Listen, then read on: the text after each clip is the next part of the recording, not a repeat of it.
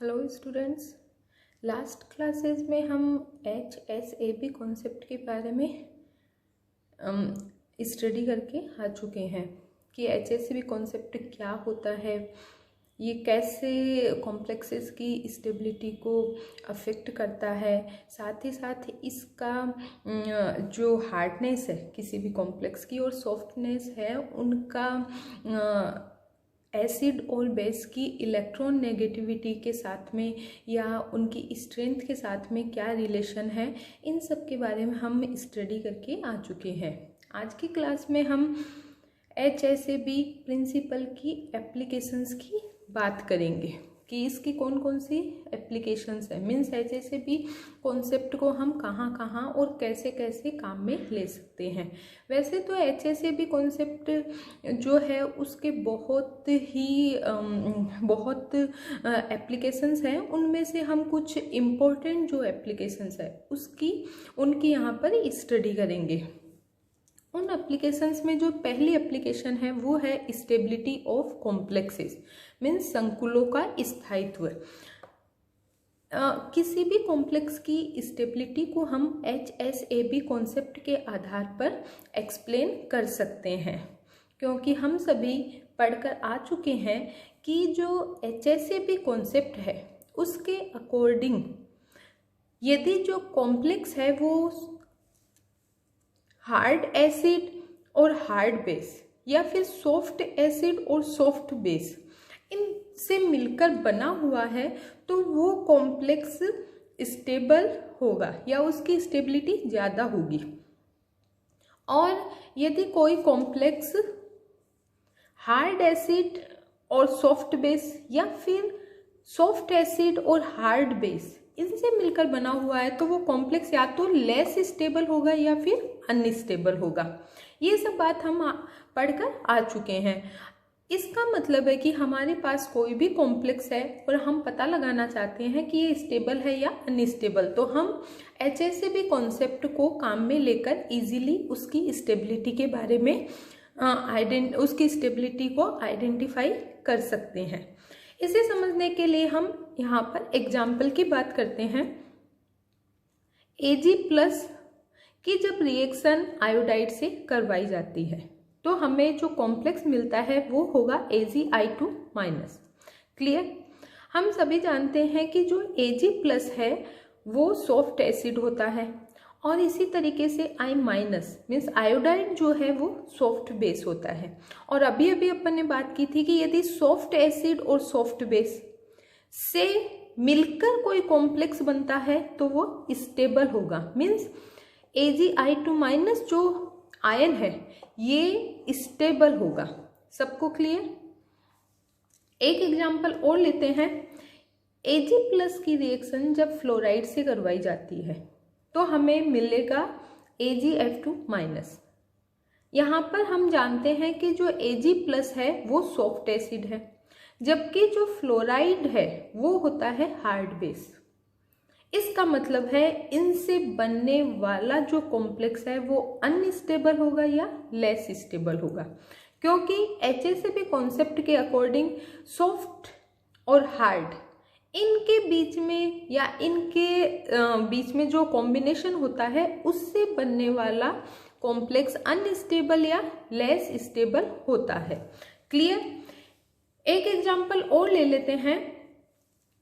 जब Cobalt+3 की reaction fluoride से करवाई जाती है तो हमें कॉम्प्लेक्स मिलता है हेक्सा फ्लोरो कोबाल्टेट 3 आयन। ठीक है?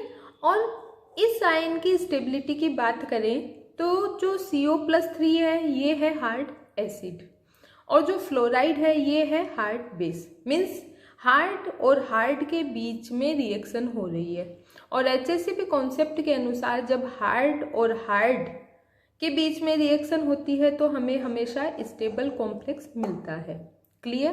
तो हमने इजीली HSAB कॉन्सेप्ट को काम में लेकर बनने वाले कॉम्प्लेक्सेस की स्टेबिलिटी की बात कर ली। क्लियर? अब अपन बात करते हैं कि CO+3 की रिएक्शन जब आयोडाइड से करवाई जाती है तो हमें मिलता है COI 6-3 कॉम्प्लेक्स। यहाँ पर इनकी नेचर की बात करें तो CO+3 है वो होता है नेचर में हार्ड, जबकि आयोडाइड है वो होता है सॉफ्ट बेस।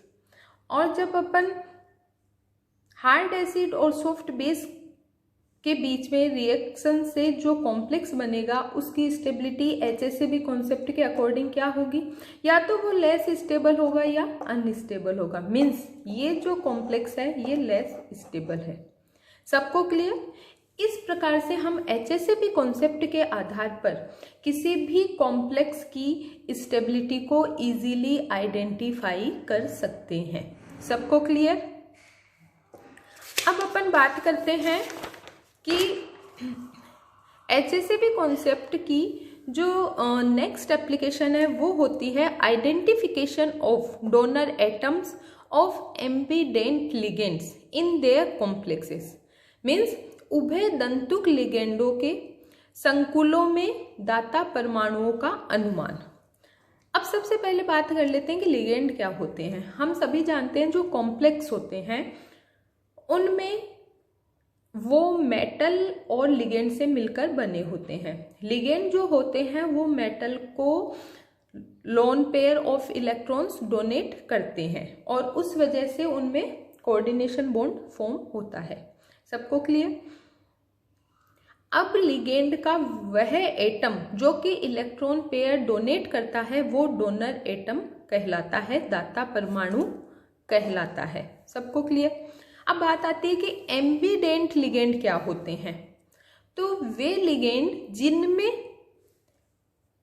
दो डोनर एटम हो लेकिन एक समय में वो केवल एक डोनर एटम का यूज करके मेटल से बॉन्ड बनाते हों वो कहलाते हैं एम्बीडेंट लिगेंड, उभय दंतुक लिगेंड। मीन्स उनके पास डोनर एटम तो दो हैं लेकिन वो एक समय में केवल एक ही कोऑर्डिनेशन बॉन्ड मेटल के साथ में बनाते हैं।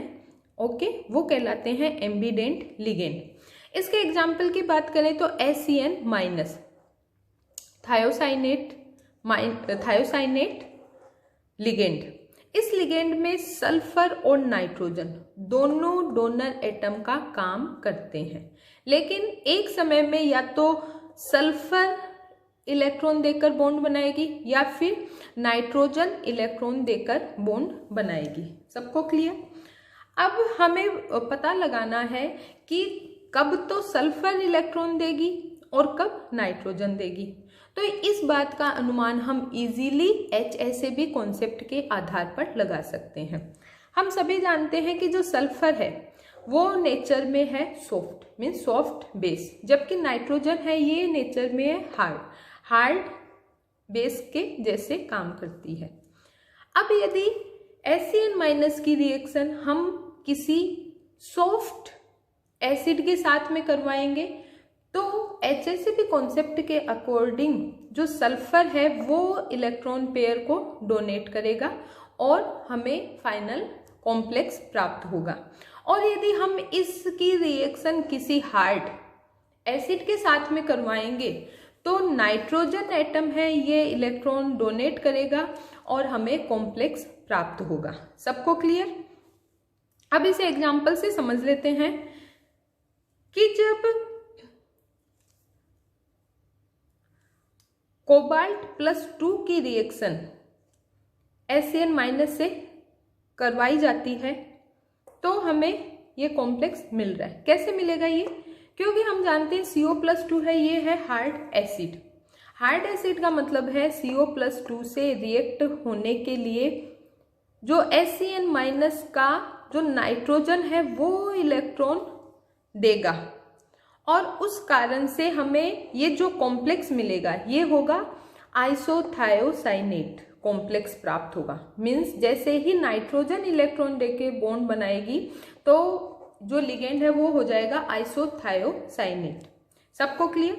अब इसकी रिएक्शन हम PD+2 के साथ में करवाते हैं और PD+2 हम जानते हैं कि ये है सॉफ्ट एसिड। मीन्स जब हम सॉफ्ट एसिड के साथ में इसकी रिएक्शन करवाएंगे तो हमें थायोसाइनेट कॉम्प्लेक्स प्राप्त होगा। मीन्स SCN- का जो सल्फर है ये Pd+2 को अपने इलेक्ट्रॉन देगा और हमें जो कॉम्प्लेक्स मिलेगा वो होगा थायोसाइनेट कॉम्प्लेक्स। सबको क्लियर कि हम कैसे एम्बिडेंट लिगेंड के डोनर एटम का पता लगा सकते हैं HSAB कॉन्सेप्ट के आधार पर। क्लियर सबको? इसकी जो नेक्स्ट एप्लीकेशन होती है वो है identification of the occurrence and और डायरेक्शन ऑफ रिएक्शन। मीन्स किसी अभिक्रिया के होने का या फिर उसकी दिशा का अनुमान लगाना। मीन्स कोई रिएक्शन होगी या नहीं होगी, या होगी तो वो किस डायरेक्शन में होगी, इसका अनुमान हम HSAB कॉन्सेप्ट के आधार पर इजीली लगा सकते हैं। कैसे लगा सकते हैं? होने का अनुमान हम इस प्रकार लगा सकते हैं कि यदि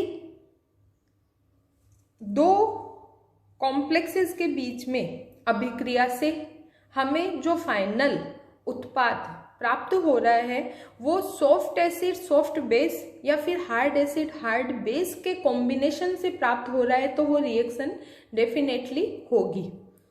इसी तरीके से यदि हम दिशा डायरेक्शन का पता लगाना चाहते हैं तो वो भी इसी बेसिस पे होगा। यदि हमने दो कॉम्प्लेक्सेस या कंपाउंड्स को आपस में मिलाया है और मिलाने पर जो प्रोडक्ट बन रहे हैं, तो यदि प्रोडक्ट बनने वाले प्रोडक्ट है वो हार्ड या सॉफ्ट कॉम्बिनेशन से बन रहे हैं तो प्रोडक्ट की दिशा में रिएक्शन होगी। और यदि मिलाए हुए कंपाउंड ही हार्ड और सॉफ्ट कॉम्बिनेशन से बने हुए हैं तो जो रिएक्शन है वो लेफ्ट साइड में ही संपन्न होगी। मीन्स उनमें रिएक्शन ही नहीं होगी। इसे हम एग्जाम्पल से समझने की कोशिश करते हैं। यहाँ पर हमने लिया सीजियम फ्लोराइड और लिथियम आयोडाइड, इन दोनों को आपस में मिला दिया है। अब हमें पता लगाना है कि ये इन दोनों को आपस में मिलाने पर रिएक्शन होगी या नहीं होगी, और होगी तो किस डायरेक्शन में होगी। एक ही बात है, किसी डायरेक्शन का पता लगाना या उसकी अकरेंस, दोनों का एक ही मीनिंग है। सीजियम फ्लोराइड हम जानते हैं कि इसमें जो सीजियम है वो है सॉफ्ट जबकि फ्लोराइड है हार्ड। इसी तरीके से लिथियम आयोडाइड में लिथियम है हार्ड और आयोडाइड है सॉफ्ट। ठीक है, इन दोनों की रिएक्शन से हमें मिलेगा सीजियम आयोडाइड और लिथियम फ्लोराइड। सीजियम आयोडाइड की बात करें तो इसका जो सीजियम है वो है सॉफ्ट, आयोडाइड भी है सॉफ्ट। इसी तरीके से लिथियम फ्लोराइड में लिथियम है हार्ड और फ्लोराइड भी है हार्ड। मीन्स ये जो कंपाउंड है ये इन कंपाउंड्स की कंपैरिजन में ज़्यादा स्टेबल है। इसका मतलब है कि ये रिएक्शन डेफिनेटली होगी। साथ ही साथ डायरेक्शन की बात करें तो ये इस डायरेक्शन में होगी, मीन्स राइट हैंड साइड की तरफ मूव करेगी, क्योंकि लेस स्टेबल या अनस्टेबल कंपाउंड से हमें मोर स्टेबल कंपाउंड्स प्राप्त हो रहे हैं। और यहाँ पर हमें इसकी डेल्टा H भी दिख रही है कि ये एक एक्सोथर्मिक रिएक्शन है। एक एग्जाम्पल और ले लेते हैं। मरकरी फ्लोराइड की रिएक्शन जब बेरिलियम आयोडाइड से करवाई जाती है तो क्या रिएक्शन संपन्न होगी, इसका भी हम अनुमान लगा लेते हैं। मरकरी फ्लोराइड में जो मरकरी पार्ट है वो है सॉफ्ट, फ्लोराइड है हार्ड।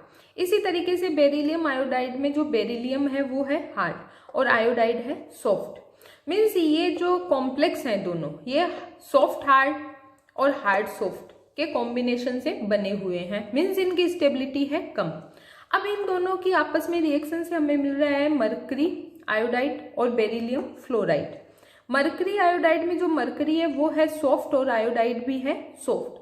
इसी तरीके से बेरिलियम फ्लोराइड में बेरिलियम है हार्ड और फ्लोराइड भी है हार्ड।